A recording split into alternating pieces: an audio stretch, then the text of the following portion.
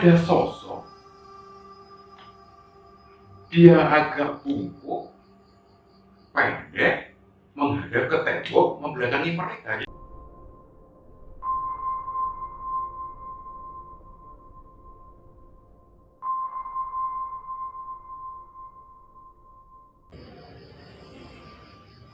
Assalamualaikum warahmatullahi wabarakatuh.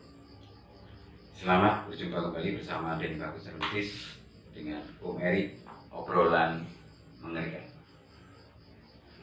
Kali ini pemirsa, saya akan menceritakan sebuah cerita tentang sekelompok mahasiswa yang pindah kos.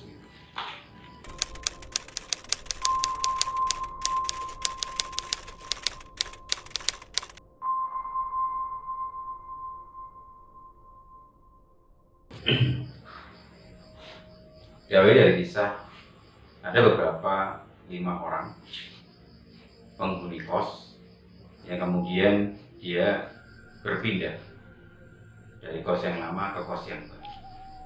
Hari itu pagi sekitar pukul 8 mereka mulailah untuk kemudian membawa barang-barang mereka ke tempat kos yang baru. Setelah barang-barang mereka nyampe di sana, mereka tidak hanya diam, mereka hanya istirahat sebentar sambil berkeliling lihat tempat kos yang baru.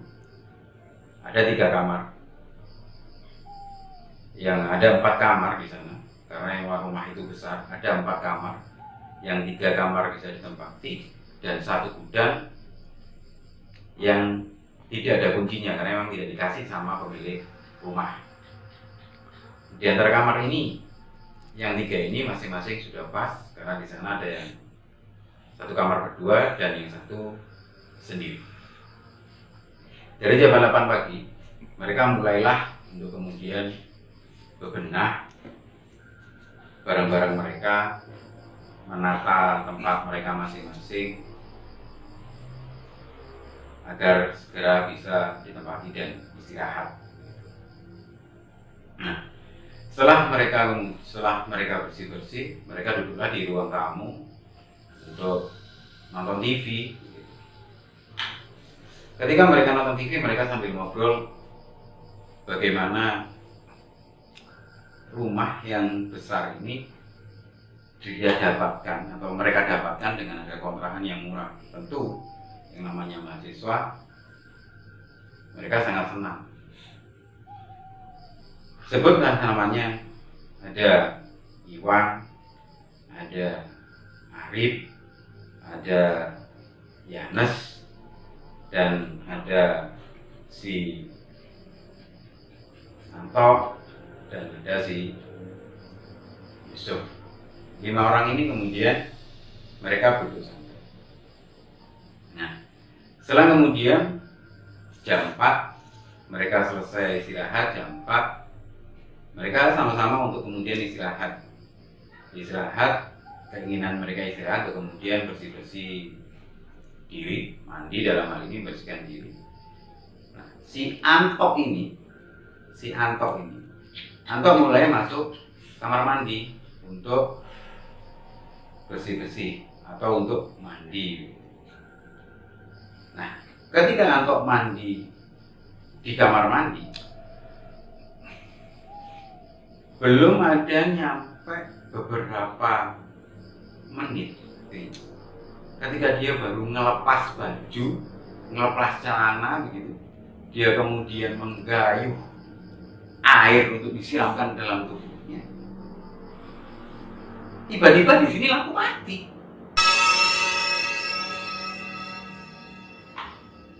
Si Anto berpikiran, oh mungkin teman-temannya mereka, si Yusuf, si Iwan, ini yang kemudian dipikir si Anto, oh mereka lagi menggoda saya. Si Anto pun santai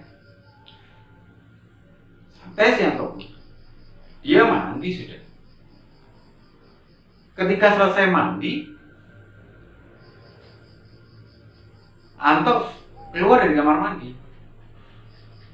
dan dia berteriak ke teman-temannya, teman-teman, Yusuf, Anto. Dia sebut nama teman-teman mereka satu persatu, tidak ada jawaban di sana. Akhirnya si Anto ini kembali lagi untuk ke kamar mandi untuk ambil handuk yang di dalam untuk dijemur di luar rumah kos yang baru. Begitu dia masuk kamar, satu langkah masuk lagi ke dalam kamar mandi, tiba-tiba si lampunya hidup. Biar kaget.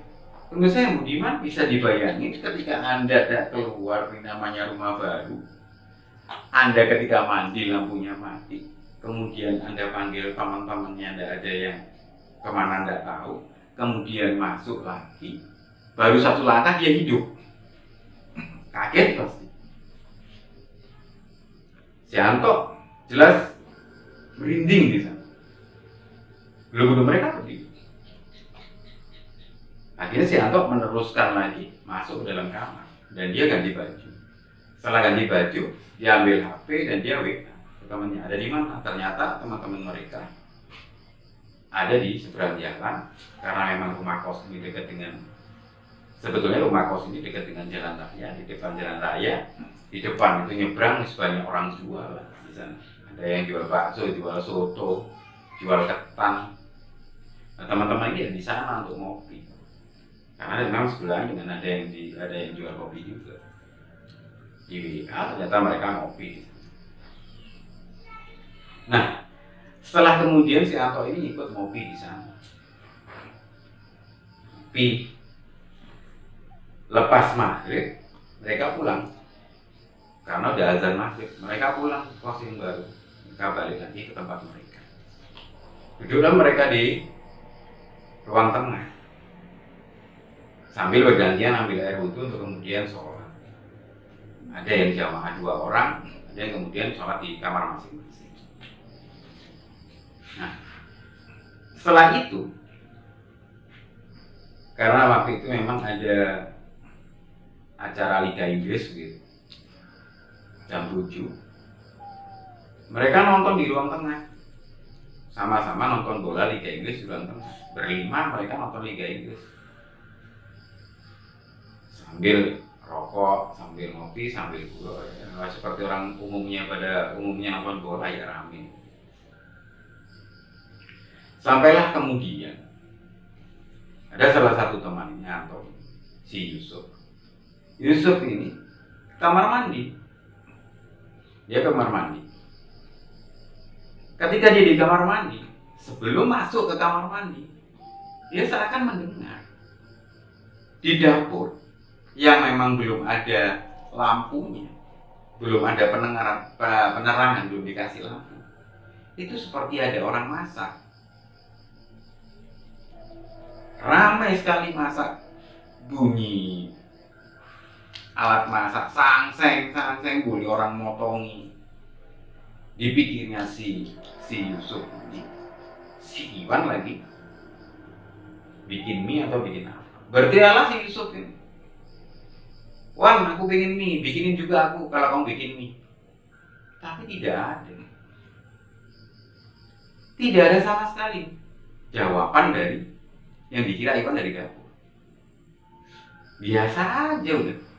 Keluar lagi si Yusuf ini ke depan ke ruang tamu. Ketika di ruang tamu, si Yusuf ada duduk di sofa di pojokan, dia sama-sama nonton bola.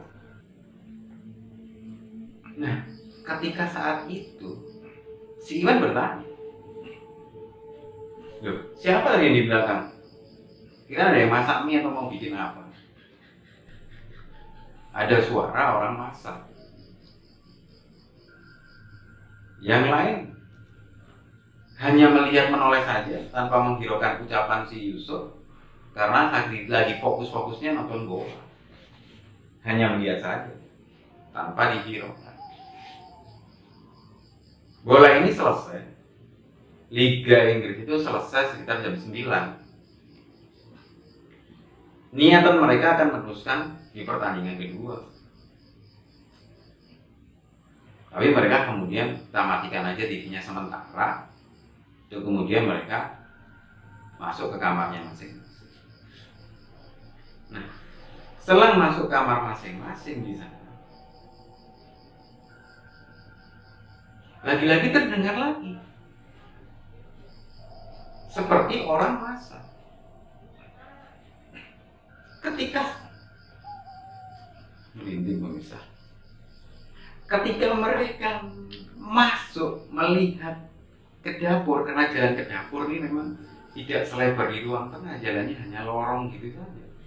Dia melihat karena belum ada penerangan di sana, tidak ada kompor yang hidup, tetapi terlihat jelas ada sosok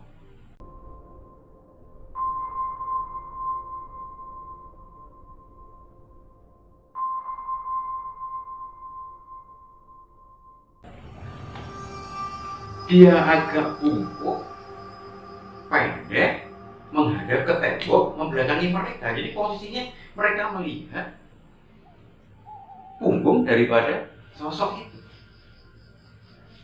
Seketika itu mereka diam dan saling bertanya, siapa ini? Karena mereka berlima, tanpa sepersekian detik lah, si yang membungkuki itu, yang membelakangi mereka yang di dapur itu, dia menengok. Ketika menengok, wajahnya tua, keriput, dia berkerudung dari kain yang dipakai dan tersenyum, bayangin, dan tersenyum. Seketika itu pula, tanpa harus berpikir panjang, mereka berlima berhamburan keluar, masuk pada satu kamar. Jadi mereka masuk bareng-barengan pada satu kamar. Bisa dibayangkan mereka berlima rebutan masuk kamar saking takut. Di mana kamar terdekat yang dia masuk? Nah, kamar terdekat itu tanpa sadar mereka, kamar yang terdekat dari posisi mereka berdiri ini posisinya lebih dekat ke dapur daripada ke ruang tengah. Di sana mereka terdiam berpikir, siapa ya? Sebagian mereka bertanya kemudian, ini pasti ya, betul. Tapi sebagian lagi berpikir mereka, si Anto dan si Yusuf berpikirnya, karena dia yang pertama kali ngalami tadi. Si Anto ngalami ketika mandi lampu mati, dan si Yusuf ngalami ketika dia yang masuk kamar mandi ada orang seperti orang memasak. Mereka berdua pasti berpikir, ini bukan orang biasa. Tetapi si Iwan, si Yanes, dia santai, udah biarin aja deh, kita rokok. Kalau manusia, mereka hanya satu orang, kita berlima. Kalau hantu nggak mungkin mereka ngajak kontak fisik, nggak mungkin. Udah biarin aja. Jadi mereka pada saat itu, mulai jam 9 lebih itu, mereka adalah satu kamar. Mereka merokok, nunggu sampai mungkin tenang dalam posisi. Suara-suara di dapur itu kemudian hilang dengan sendirinya. Akhirnya mereka ketika sudah tenang, mereka keluar kamar. Barusan keluar kamar, mau kembali mereka ini ke ruang tengah, karena ada yang berani tidur sendirian atau berdua, mereka maunya tidur berlima. Barusan mau ke ruang tengah, kelihatan lagi si nenek itu sekelebat di lorong yang mau masuk ke dapur. Dan dia jelas berhadapan, tersenyum.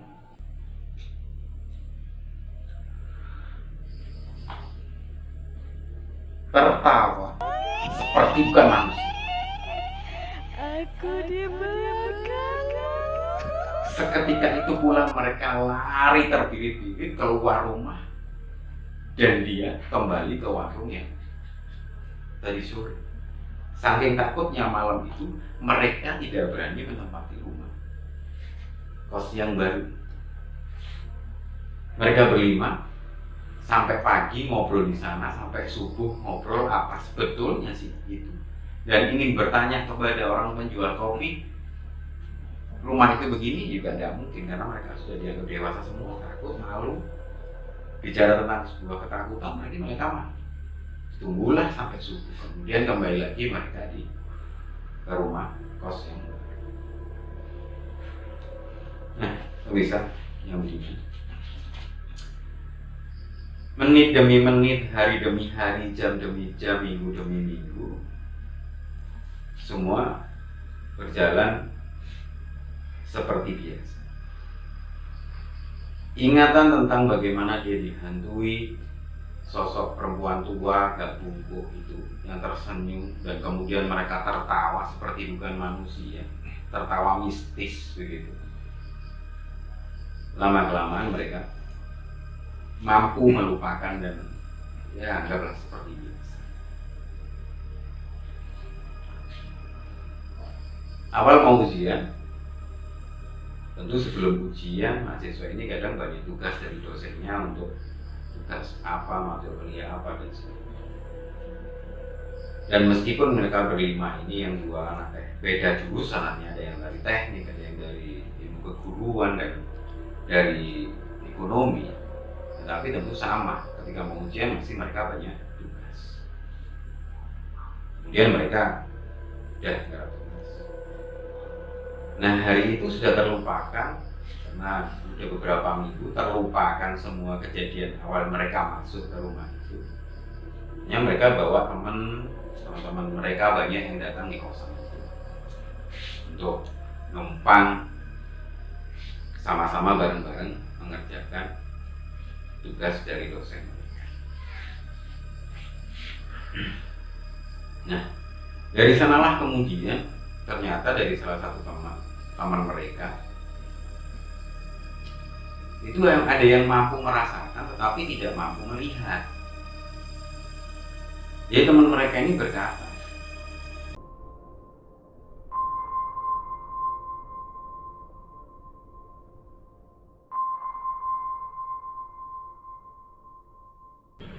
salah satunya teman Yanes ini adalah salah satu mahasiswa fakultas teknik. Dia bertanya, Yan, kapan kamu menempati rumah ini? Dia bilang, ya baru saja 3 mingguan saya nempati rumah kos ini, kos baru. Si temannya Yanes ini merasa, hati-hati kamu di sini, rumah kosmu ini tidak seperti biasa. Apa maksud si Yanes? Enggak, karena rumah ini hawanya terasa bukan rumah, tapi hawanya terasa panas. Cuman saya bisa merasakan itu dan hati-hatilah. Teman-temanmu bilang untuk kemudian jangan lupa selalu membaca Al-Quran, dibuat ngaji Yasin atau apa. Yanes bilang, oh iya, terima kasih. Nah, dari salah satu teman yang lain, si temannya Iwan itu kamar mandi. Dia numpang mandi, bawa handuk lah si temannya Iwan ini, sambil bawa sabun mau mandi kamar mandi. Di kamar mandi si temannya Iwan ini melihat, ketika mandi dia melihat seperti ada rambut panjang itu di losar kamar mandi. Jadi seperti ada orang lewat, rambutnya panjang sekali, karena kelihatan rambutnya di losar kamar mandi, jendela kamar mandi. Kamar mandi itu kan ada untuk menghilangkan bau, dikasih jendela untuk membuat. Nah, itu kaca, dan itu ada orang lewat seperti sekelebat, dia melihat seperti rambut tapi panjang sekali, dan dia yakin bahwa itu perempuan. Dia berusaha untuk kemudian tidak menghiraukan itu. Karena kok semakin lama dia di kamar mandi karena belum sempat untuk mengguyurkan air ke dalam badannya. Dia dalam posisi buang air besar. Hawanya terasa panas juga. Kamar mandi ya biasanya panas. Yang biasanya hawanya seger, sejuk, ini kok panas. Dan terasa lembab, pengap. Akhirnya dia menyelesaikan cepat-cepat buang air besarnya dan kemudian dia mandi. Setelah mandi dia keluar. Dia ngambung sholat. Jadi yang sholat, aku mau sholat. Sholatnya dia di kamar mandi. Setelah sholat di kamar mandi, belum selesai dia berdua, lagi-lagi dia dikejutkan dengan suara seperti petas sampah yang dari tong itu berbunyi bruang. Dia tidak menghiraukan, hanya kaget. Kemudian dia keluar ke ruang tengah. Apa tadi dia bilang? Apa itu dia bilang? Kata teman-teman, dia bilang, apa itu? Si teman-teman yang lain, mereka ini bilang, wah, tidak ada apa-apa karena dia lagi fokus kerjakan tugas. Nah, selang waktu kembali, selepas Isya kurang lebih jam 8, mereka dikejutkan lagi. Ada yang merasa mendengar sebuah tertawa, mendengar suara orang tertawa, dan itu juga suaranya bukan suara manusia, suara mistis.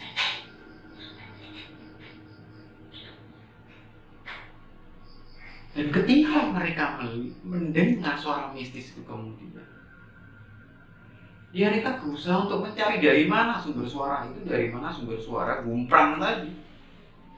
Berpencarlah mereka semua, kita cari barangkali di sana maling, gitu, manusia atau maling. Mereka berpencar. Jadi penghuni kos ada 5 bersama teman mereka, orang 8 ini, kemudian mencari.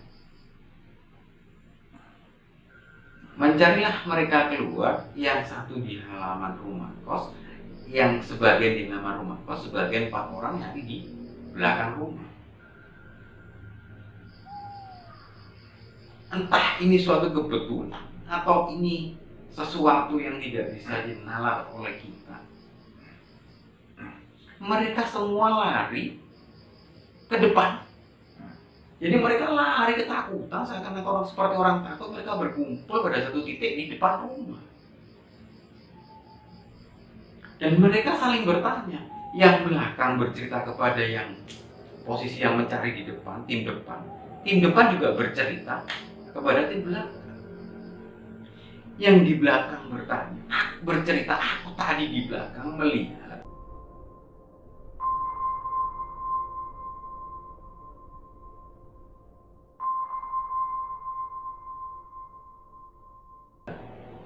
seorang nenek bungkuk, wajahnya keriput, dan tertawa, dan tertawanya mistis sekali. Ini berhenti belum bisa. Dan yang depan juga menceritakan kepada yang mencari di belakang bahwa dia melihat wanita tinggi, rambutnya panjang dan tertawa mistis juga. Lagi takut-takutnya mereka bercerita, ternyata pintu yang depan itu tutup sendiri. Mereka kaget, tapi tidak lari seperti yang pertama. Mereka hanya melihat dan fokus ke arah pintu.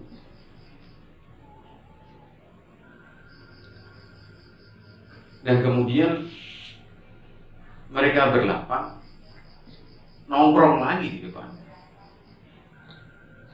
rumah kos tersebut. Padahal ini sudah 3 minggu, dianggap tidak ada apa-apa, dianggap selesai, dianggap sudah lupa dengan awal-awal mereka masuk. Ternyata setelah itu terjadi lagi yang seperti ini. Selang jam 2 malam, karena waktu itu mungkin jam 10, jam 11 malam, dia masuk jam 2 malam, masuk lagi ke rumah. Dengan rasa takut dia memberanikan diri untuk kemudian masuk ke rumah. Mereka semua tidak berani tidur di dalam kamar masing-masing. Mereka berlapan puli di depan TV untuk kemudian nonton TV dan volumenya dibesarkan sekali dan mereka tidur.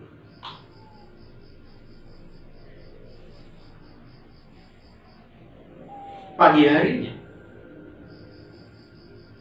sebelum mereka berangkat ke kampus, pagi harinya mereka saling bertanya, sebetulnya di malam ini apa? Rumah kos ini apa sih sebetulnya? Adakah hantu dan semua? Dan setelah itu berapa kamu dapat rumah kos ini? Dan dirasa rumah kos itu yang sedemikian dianggap mewah, dapatnya murah. Kenapa rumah kos ini kemudian dikoskan dengan harga yang murah? Ataukah mungkin rumah kos ini berhantu dan sebagainya? Baiklah, kemudian normal, hari demi hari, menit demi menit, hari demi hari, minggu demi minggu, bulan demi bulan, kemudian normal sedemikian. Tidak pernah terjadi ngalami yang seperti awal-awalnya dan seperti sebelumnya saya ceritakan. Mereka enjoy menempati rumah kos itu.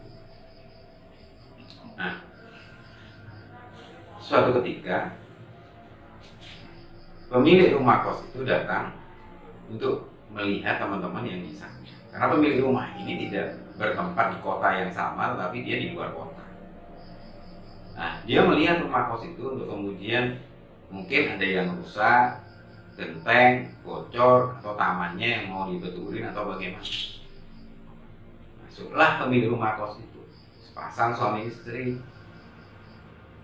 Dia berkeliling, dia bertanya, adik-adik bagaimana, mas-mas bagaimana, kerasan tidak? Ya standarnya bagi pemilik rumah.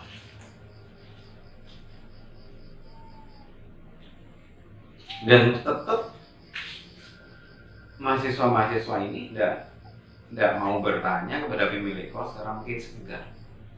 Tapi akhirnya ketika pemilik kos ini sudah mau pulang, dia berpesan, adik-adik, mas-mas, jangan pernah sampai membuka kamar yang paling belakang. Karena kamar yang paling belakang memang tidak saya koskan dan jangan pernah dibuka. Dan jangan pernah ada yang ingin tahu di sana ada apa. Yang saya bilang ada salah satu kamar dan memang kuncinya tidak diberikan kepada mereka. Kembali lagi mereka penasaran. Kamar ini sebenarnya dibuka untuk apa? Buat apa kamar? Mulailah mereka kemudian berpikir, pasti rumah ini ada apa-apa. Mereka selalu tertuju pada kamar yang ada di belakang yang tidak boleh dibuka. Nah, Yanus ingat sama temannya yang saat itu mengerjakan tugas di sana, pernah bilang bahwa rumah ini tidak seperti rumah biasanya. Artinya Yanus ini berusaha dengan niatnya dia, niat secara pribadi, tidak kolektif pribadi. Dia mencari seseorang dan ternyata memang dari teman-temannya yang di sini ada yang mampu dalam bidang hal-hal seperti itu. Diajaklah teman si Yanus ini pulang ke tempat kos. Nah, ternyata benar. Si temannya Yanus ini bilang bahwa di dalam kamar yang tidak pernah terbuka itu jangan pernah dibuka bersama, karena di sanalah tempat sesuatu, di sanalah tempat rajanya, dia bilang. Yanus bingung, raja apa? Jangan, karena sumbernya ada di sana semua. Dan jangan pernah sentuh dan jangan buat bikin mereka seperti terusik.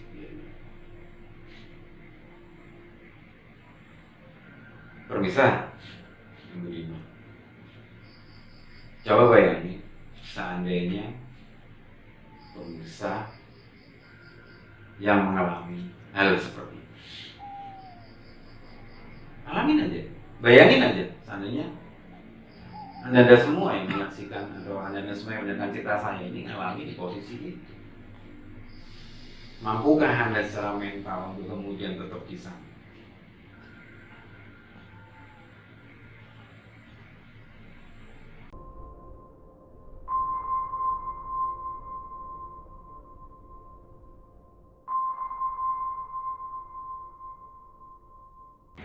Dan jangan pernah beranjak dari channel kita, karena cerita ini akan saya teruskan di video berikutnya.